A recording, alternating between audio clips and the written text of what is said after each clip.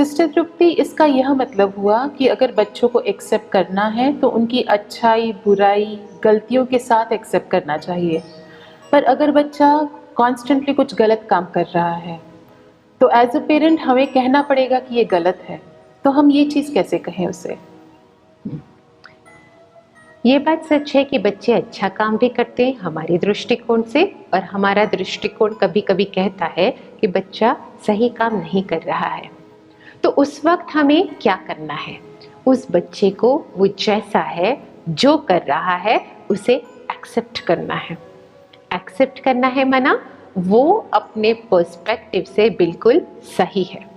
वो जो भी कर रहा है अपने एनवायरनमेंट के हिसाब से, अपने एज ग्रुप के हिसाब से वह बिल्कुल सही कर रहा है।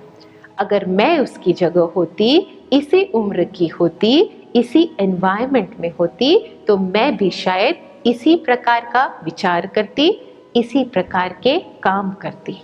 तो एक्सेप्टेंस डज नॉट मीन कि जो वो कर रहा है वह सही कर रहा है।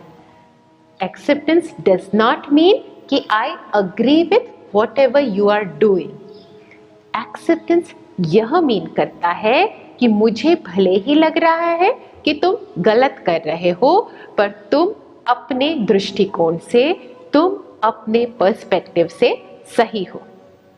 तो एक बार हम उसे एक्सेप्टेंस की पॉजिटिव वेव्स जब हम देते हैं, सिर्फ थॉट से ही नहीं, बोलते भी हैं, और हमारे एक्शंस में भी वह दिखाई देता है कि बेटा तुम जो कर रहे हो अपने दृष्टिकोण से सही कह रहे हो, लेकिन अगर तुम ऐसा ऐसा करोगे तो इसके ये प्रोज हैं और ये कॉन्स हैं, और इस कार्य में शायद नेगेटिव्स उसके ज्यादा हैं। तो अब चूज तुम्हें करना है कि तुम क्या करना चाहते हो। तो इसमें हमने क्या किया? इसमें हमने उसके जीवन का उत्तरदायित्व उसे दिया। हमने क्या किया? उसे रिजेक्ट नहीं किया, उसे ये नहीं कहा तुम गलत हो। वो गलत नहीं है, वो सही है अपने दृष्टिकोण से।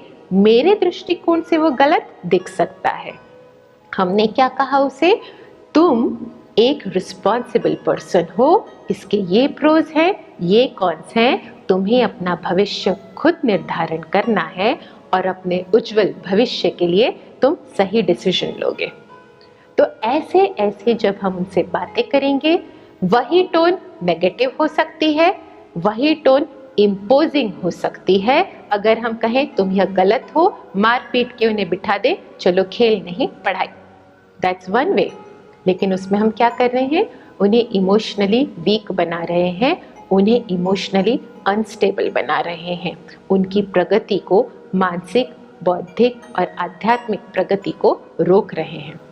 और दूसरी केस में जब हम उनको पूरा कंट्रोल देते हैं, चार्ज देते हैं अपने आप का, और सिर्फ चार्ज ही नहीं देते, उन्हें पूरा सही गाइडेंस भी देते हैं हमारे पर्सपेक्टिव से, और फिर उनके जीवन की बागडोर उनके हाथ में दे देते हैं। बच्चे, मैं तुम्हारी भलाई चाहता हूँ, बच्चे मैं तुम्हारा भविष्य उज्जवल देखना चाहता हूँ, पर डिसीजन तुम्हारे हाथ में है, निर्णय तुम्हें लेना है। तो इस तरह के पॉजिटिव कॉन्वर्सेशन के साथ हो सकता है वो थोड़ा एनवायरनमेंट में इन्फ्लुएंस्ड रहे कुछ समय तक, अभी भी पीयर इन्फ्लुएंसेस पे काम करे, और कुछ समय तक हो सकता है वह कार्य करे जो हमें, हमारे दृष्टिकोण से हम सही नहीं समझते, पर क्योंकि वह जानता है यहाँ कोई बैठा हुआ है जो उसको किसी भी हालत में बहुत प्यार करता है, अगर वो अच्छे काम करेगा तो भी यह जो बैठा है माता या पिता, वो उसे तब भी गले लगाएंगी, और अगर वो बुरा भी कोई कार्य करता है, उससे कोई गलती भी हो जाएगी, तो उसकी माँ यहाँ बैठी है, उसका पिता यहाँ बैठा है, जो उसको फिर भी कलेजे से लगाएंगे क्योंकि वो मुझसे प्यार करते हैं। तो जब ये एक्सेप्टेंस की भावना हम उन तक पहुँचाते हैं, तो it creates a feeling of love, it creates a positive connection between the two people. तो भले ही वह एनवायरनमेंट में थोड़ा सा रहे, पर जैसे ही उसको रियलाइजेशन होगा, वो तुरंत भागा हुआ माता पिता के पास आएगा, और तब उसके बाद जो वो निर्णय लेगा वो हमेशा पॉजिटिव क्वालिटी के होंगे और हमारा और बच्चे का संबंध और पक्का होता जाएगा। और ये जो बातें हैं सिर्फ माता पिता और बच्चे के रिलेशन के संबंध में ही नहीं है, this applies equally to all relationships. पति पत्नी का संबंध, सास बहू का संबंध, टीचर स्टूडेंट का संबंध, कोई भी संबंध हो, important is we accept the other person the way they are. सामने वाले को परिवर्तन करने की कोशिश न करें और साथ ही साथ सामने वाले को रिजेक्ट ना करें, उसे एक्सेप्ट करके और फिर धीरे धीरे परिवर्तन करने की कोशिश करें।